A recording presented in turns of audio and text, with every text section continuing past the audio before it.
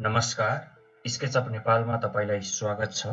आजको यस पाठमा हामी ground floor प्लानको लागि ग्रिड लेआउट प्लान बनाउन गइरहेका छौं। सर्वप्रथम त म तपाईलाई रिक्वेस्ट गर्न चाहन्छु, भिडियो हेर्दै हुनुहुन्छ च्यानललाई सब्स्क्राइब गर्नुभएको छैन भने कृपया सब्स्क्राइब गरिदिनुस् र भिडियो ट्युटोरियललाई सकेसम्म साथीहरुसँग शेयर पनि गरिदिनुस्। किन भन्दाखेरि यसले मलाई भिडियोहरु बनाउनेमा मोटिभेट गर्छ। भिडियो बनाउन समय इन्भेस्ट गर्नुपर्ने हुन्छ। तपाईले चाहिँ जस्ट च्यानललाई सब्स्क्राइब गरिदिनुस्, साथीभाइहरुसँग भिडियो ट्युटोरियल शेयर गरिदिनुस्, त्यति मात्रै। र के नयाँ कन्टेन्ट चाहिन्छ भने भिडियोको तल कमेन्ट पनि गरिदिनुस्। म त्यो कुराहरु पनि इन्क्लुड गर्नेछु। र आजको यस पाठमा हामी ग्रिड लेआउट प्लान बनाउन गइरहेका छौं र भिडियोको डिस्क्रिप्सनमा तपाईलाई क्याड फाइलको लागि मैले एउटा लिंक राखिदिएको छु। के छ त्यो क्याड फाइल म अलिकति डिस्क्राइब गरिदिन्छु यो भिडियोमा चाहिँ। र यो क्याड फाइल छ, ठीक छ, जसमा हाम्रो डाइमेन्सन स्टाइल पनि छ, के नाप्नु पर्यो भने सजिलो हुन्छ, के ब्लकहरु पनि छ, तपाईको पिल्लरहरु हैन, सम्पूर्ण कुराहरु छ। अरु कुनै ब्लक चाहिन्छ भने हामी राखौँला। यो क्याड फाइल चाहिँ कृपया डाउनलोड गर्नु होला, तपाईलाई अलिकति सजिलो हुन्छ म सँगसँगै प्र्याक्टिस गर्नको लागि। ओके, अब धेरै ढिला नगरेर हामी ट्युटोरियलमा जान्छौं। र ग्रिड लेआउट प्लान हाम्रो यही प्रकारको ग्रिड लेआउट प्लान हो। तपाई डिस्टेन्स देख्न सक्नुहुन्छ, ठीक छ। र भर्टिकल डिस्टेन्स छ 13 14.5, यो गर्दै जाउँ अनि भइहाल्छ। सो लाइन कमान्ड हामी युज गर्छौं। एक्सेल इन्टर भी पनि युज गर्न सक्नुहुन्छ। अहिले सामान्य लाइन कमान्ड युज गरौँ। बिल्डिङको लम्बाइ चान्चन हाम्रो 40 फिट भएको हुनाले एउटा लाइन तान्नुस् भर्टिकल, जसको लेन्थ चाहिँ 100 फिटको आसपास होस्। यो अर्थ मोड अन गर्नु होला। यस्तो लाइन बाङ्गो आइरहेको छ भने यो आइकन अथवा F8 भन्ने बटन दाबेर।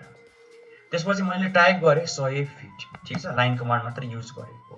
अब लाइन नै तान्न आउँदैन भने त अलिकति यो प्लेलिस्ट पालना गर्न अलिकति गाह्रो हुन सक्ला है भन्ने भनाइ मात्रै हो, तर अलिकति मेहनत चाहिँ गर्नुपर्छ।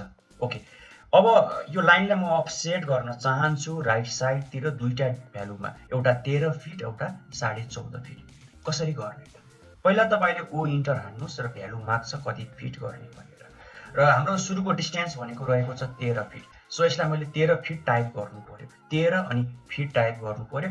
त्यसपछि स्क्वायर बक्स आउँछ, यो भनेको कसलाई अफसेट गर्ने हो त? यो लाइनलाई अफसेट गर्ने हो, क्लिक गरे। कता गर्ने हो? त्यता क्लिक गर्ने हो। त्यसपछि फेरि यो लाइनलाई अफसेट गर्ने हो, कता गर्ने हो? यता गर्ने हो। तर डिस्टेन्स हाम्रो चेन्ज भएको छ। अहिलेको केसमा हाम्रो डिस्टेन्स 14.5 फिट भएको हुनाले हामी 14 फिट दाब्छौं र 6 मात्र दाब्छौं। 6 भनेको 6 इन्चेस हो। अनि त्यसपछि क्लिक गर्नु होला। इन्टर गरौँ अनि त्यसपछि क्लिक गर्नु भइहाल्यो। अब 6 भनेको 6 इन्च किन हो भन्दाखेरि युएन इन्टर गर्नु होला। यो यदि क्याड फाइल तपाईले युज गर्नु भएको छ भने इन्सर्सन स्केल के छ? इन्चेस छ। कुनै पनि आर्बिट्रेरी नम्बर छ, 1 2 3 4 5 6 7 8 9 10 जति पनि हुन सक्ला। त्यो नम्बर कुनै दिनुहुन्छ भने अटोक्याडले त्यसलाई इन्चेसमा बुझ्छ, त्यति नै हो। यदि यहाँ फिट राखेको भए फिट बुझ्थ्यो। ओके, यो हाम्रो सबै मिलाइसकेको छ क्याड फाइलमा, युनिट, सेटअप, डाइमेन्सन स्टाइल, सम्पूर्ण कुराहरु। ओके, अब यसलाई मैले ओके गरे अथवा बन्द गरिदिए।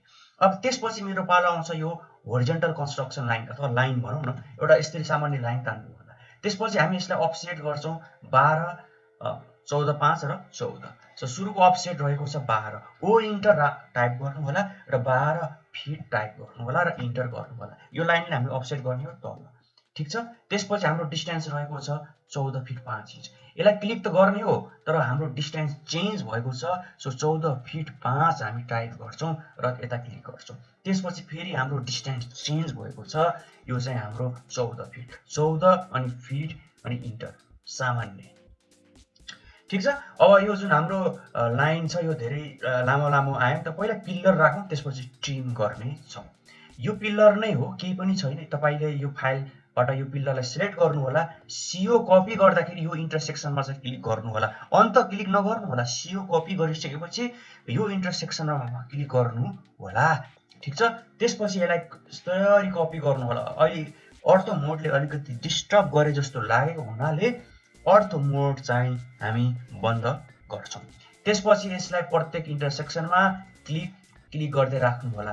क्लिक गर्दाखेरि जुम गरेर राख्नु होला, यसरी चाहिँ नराख्नु होला, मिस्टेक हुने चान्स हुन्छ। ओके, सामान्य इन्टरसेक्सनमा म राख्दै मात्रै हो। राख्नको लागि लेफ्ट माउस बटन दाब्नु होला।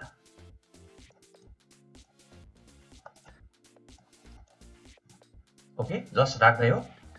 र भिडियो हेर्दै हुनुहुन्छ, च्यानललाई सब्स्क्राइब गर्नुभएको छैन भने त्यस्तो नगर्नु होला है, च्यानल सब्स्क्राइब गर्नुहोस्। ओके, हामीले पिलर राख्यौँ प्रत्येक ग्रिडको इन्टरसेक्सन। अब यो धेरै लामो लामो जुङ्गा जस्तो आयो, यसलाई हामी ट्रिम भन्ने कमान्डले ट्रिम गर्छौँ। एउटा यो कर्नरदेखि यो कर्नर आरइसी इन्टर गरेर रेक्ट्याङ्गल बनाउनुहोस् र यसलाई अफसेट गर्नु 7 फिट जति। ठिक छ। अब यो बाहिरको रेक्ट्याङ्गलको रिफरेन्सबाट हामी यसलाई ट्रिम गर्छौँ। पहिला त भित्रको रेक्ट्याङ्गललाई डिलिट गरौँ, टिआर इन्टर गर्नु होला अनि यसरी ट्रिम गर्नु होला। ठिक छ। ओके, तपाईँ एक्सट्रिम कमान्ड पनि युज गर्न सक्नुहुन्छ, जस्ट ट्रिम नै युज गरौँ, जस्ट क्लिक मात्रै गर्दै, अथवा यसरी तपाईँ विन्डो सेलेक्ट पनि गर्न सक्नुहुन्छ। ठिक छ। ओके, म कन्ट्रोल जेड गर्छु र एक्सट्रिम कमान्ड पनि तपाईँलाई सिकाउन चाहन्छु। ठिक छ। EXTRIM एक्सट्रिम गर्नु होला। ठिक छ। अनि सोध्छ यो अब्जेक्टको यसलाई क्लिक गर्नुहोस् अनि कता क्लिक गर्नुहुन्छ, बाहिर क्लिक गर्नु होला। त्यो एकै क्लिकमा के हुन्छ, सबै तपाईँको ट्रिम हुन्छ EXTRIM ले। ओके, ट्रिम भन्ने कमान्ड सम्झिनु होला, एक्सट्रिमले 1 क्लिकमै काम गरिदिन्छ EXTRIM ले। तर हामीलाई मोस्ट अफ द टाइम काम गर्न चाहिँ ट्रिम कमान्ड चाहिँ युज हुन्छ।